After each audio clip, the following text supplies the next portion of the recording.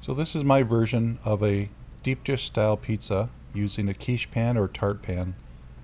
So I'll start with the ingredients: half teaspoon of yeast, half teaspoon of salt, half teaspoon of sugar, and 2 teaspoons of sunflower oil or whatever oil you choose, 400 grams, which is about 2.5 cups of flour, and 350 mils of water, which is about 1.5 cups. So I weighed my flour to 400 grams on a kitchen scale, and now I'm adding the dry ingredients first.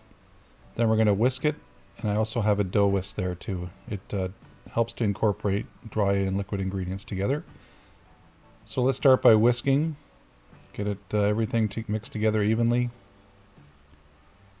This is a fairly small dough because we're only doing 2 medium-sized pizzas instead of 2 large or extra large.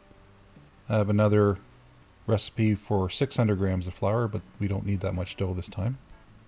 We're going to add our 2 teaspoons of sunflower oil. Again, you can use olive oil or an oil of your choice. Give that a quick stir. And this is a fairly high hydration dough, so 350 milliliters of water. Ends up being fairly wet dough when it's after a fermentation. And this is a no-knead recipe, so you don't have to use a stand mixer or any other method other than doing it by hand and letting the yeast do the work for you. So we're just roughly mixing the ingredients together, and then I'll show you 2 options for fermentation. Now if you make your own pizza dough in your own way, that's fine. This is the method I choose, but either way, the whole point of the video is to show you how to use the tart pan or quiche pan to make a semi-deep dish pizza. Okay, so we're going to bring the ingredients down from the edge like this and kind of bring everything together, just kind of pat it down. Just make sure you don't have any large lumps or parts that have not been mixed, any dry parts. But you'll see at the end, after fermentation, it all comes together. It's kind of impressive what the yeast can do. And then after covering it, there's 2 options: to either put it in an oven with the light on for 4 to 5 hours, or let it sit at room temperature in a draft-free area for 8 to 12 hours. And as with any no-knead recipe, the longer you let it sit, the more fermentation takes place and you get some better flavor development. But in this case, I had it in our oven, which has a proofing cycle, so there's a light on and there's a little fan that runs on occasion. Now this is a fairly important tip for deep dish pizza. You have to have a sauce that's pretty low in water content.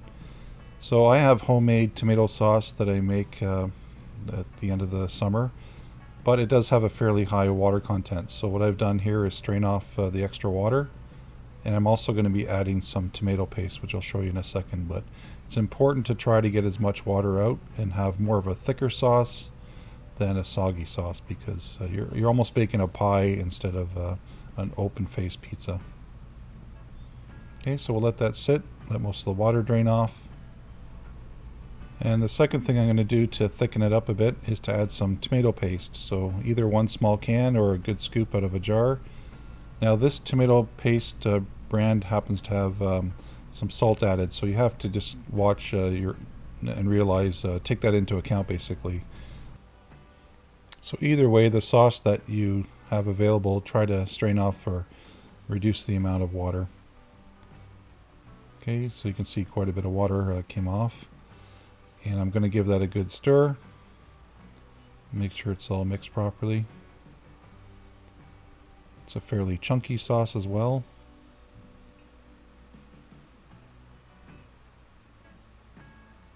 And even after that sits for a while, sometimes there's a little bit of water that comes to the surface, and I just basically take a little paper towel and pat the extra water on the surface away.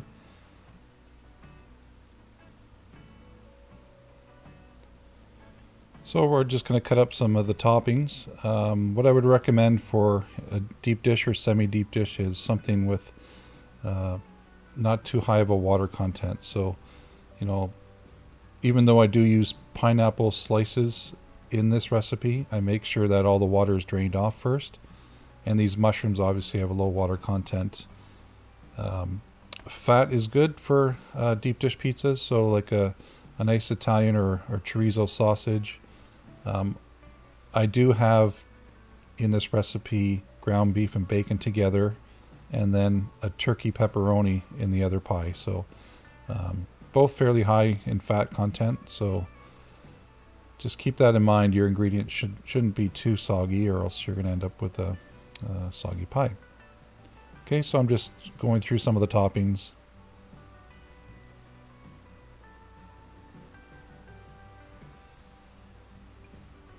We always like to have bell pepper in ours. So really the toppings are your own choice. I'm just kind of giving you some tips on when you do make a deep dish style pizza to keep the moisture content a little bit lower than you would with other pizzas.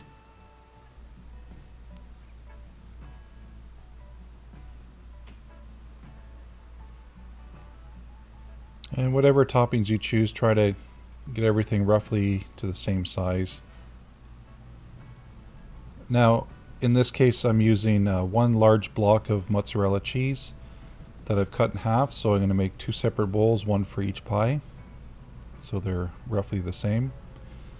Now this, I don't have any high-end mozzarella for this recipe, just regular store-bought, a brand that I like. But certainly you can use large pieces of mozzarella. The main thing with these types of deep dish pizzas is they seal the bottom with cheese, so I'll show you that coming up. But shredded is easy to work with, and it does a pretty good job of sealing the bottom of the pie. So there you see the ingredients I'm going to be using. So this is after 5 hours in the oven with the light on. Okay, you can see there's been a lot of fermentation taking place. So I'm just going to go over the two pans with you. One on the right is a quiche pan, and on the left is a tart pan with a non-removable bottom. So they both give you about an inch on the side. The quiche pan's a little bit higher, but basically it has a high side, so not as high as the traditional Chicago pans, which would probably be anywhere 2 inches or more, I would expect. But you're kind of simulating, it's like a semi-deep dish pizza, so it works well. I encourage you to give this a try. So I'm just spreading some non-stick mix that I make out of shortening, oil, and flour, so equal parts. I have a separate video on that, which I'll link in the description. But you want to give a good coating on both pans. But you'll see at the end the pizzas just pop right out. So make sure whatever method you use to have a non-stick coating before you put your dough in. But yeah, they came out really easy. But I use this mixture all the time, and it works every time. Okay, so we're just going to make sure everything's covered, including the sides. You don't have to use a lot. We're going to flour our work surface, and we're going to place our dough on here and divide it into two separate dough balls before we add it to the pans. So make sure you have a decent amount of flour, because it is a sticky dough. It's a little bit hard to work with.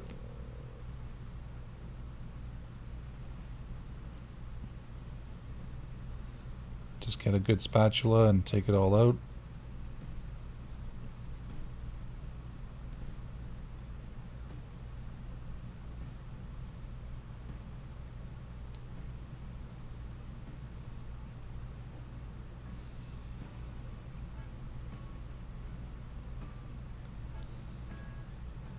And here we're just going to add a little bit of flour and kind of flip it over.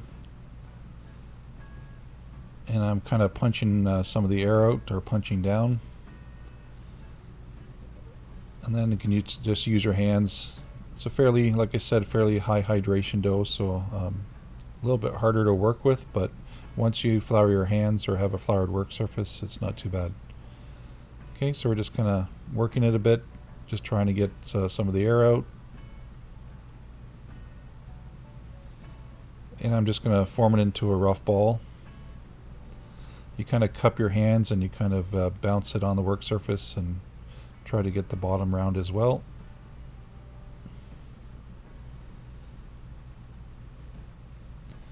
And just divide that in two. And then same thing, just kind of work it with your hands to get it into a round shape. You can see it's fairly sticky, so you just want to add a little bit of flour. You don't want to overdo it with the flour either. Just enough to make it easier to work with.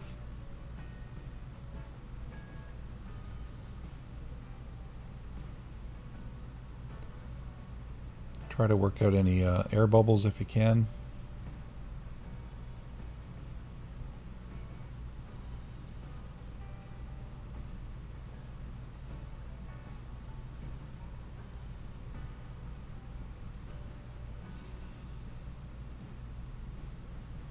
Now the quiche pan with the removable bottom, it's a little bit easier to work with once you're removing the pie, because you just place it on something that pushes the bottom up, and you can kind of access your pie easier than a tart pan that has a non-removable bottom. But as long as you use a good non-stick mixture, um, I had no problems either way. Okay, we'll start with the tart pan. So what I do is I just place it right in the pan. I don't roll it out in advance. You can do it your method, but I found this works well. And I just oil a little roller, or you just oil your hands and just spread it out. So I just start with the little roller just to roughly get it towards the edges. And then the rest of the way I use my hands. So just press it in with your fingers to the edge. Now you don't have to go up the sides, because we're going to let this proof one more time just for about half an hour, or actually it was only 15 minutes is all it needed. But what that does is it puffs it up, and it makes it actually a lot more flexible and easier to get up the sides. So we're going to put both in for, yeah, it was only about 15 minutes. And that was just the oven with the light on, so nice warm environment. So there you can see it's puffed up quite a bit. And this is kind of like if you ever made a focaccia bread, you're just kind of making dimples. So it's going to hold the cheese better. It's going to give you a nice fluffy dough. And we're also working the dough up the sides of the pan. So you don't have to go all the way up, because during baking it will actually go up the sides. So here what you want to do is spread the cheese out evenly and then pat it down, so you're kind of sealing the bottom. The next layer should be whatever meat or vegetables. So generally your meat, then whatever fruit or vegetables you put on top. So the higher water content items go on the upper layer. This one happens to have some fresh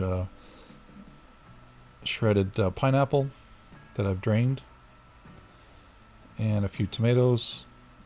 The other one had the turkey pepperoni and other ingredients, but I'm just showing you the second pie that I've put together here.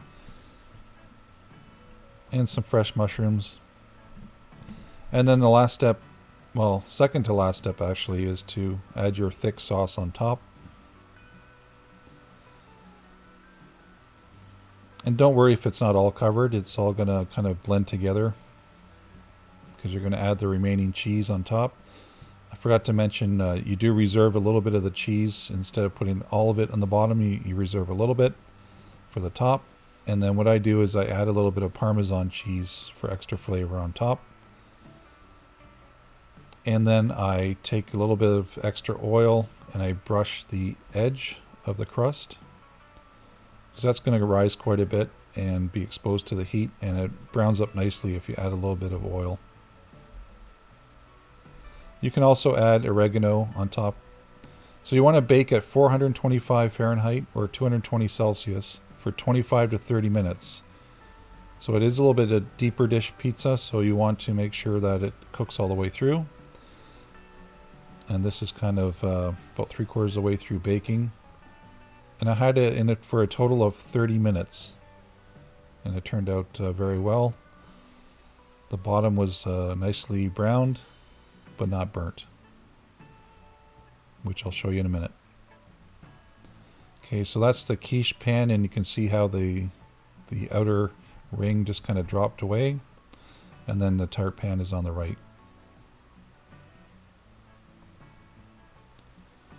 Okay, so you just kind of scoop out onto a cutting board. And I'm just going to lift up the bottom to show you how it turned out on the bottom. You can see it's fully baked and not burnt, so you do have to watch it once you hit the 25-minute mark, and everyone's oven is different too, so just keep an eye. You don't want to undercook it because you're going to end up with a soggy crust or soggy bottom, so try to do at least 25 minutes if not 30, and you could even go longer if you need to, but don't go too long, obviously you could burn it. And as you can see, it can be a little bit challenging with a regular pizza cutter to get through, so you can use a sharp or serrated knife as another option.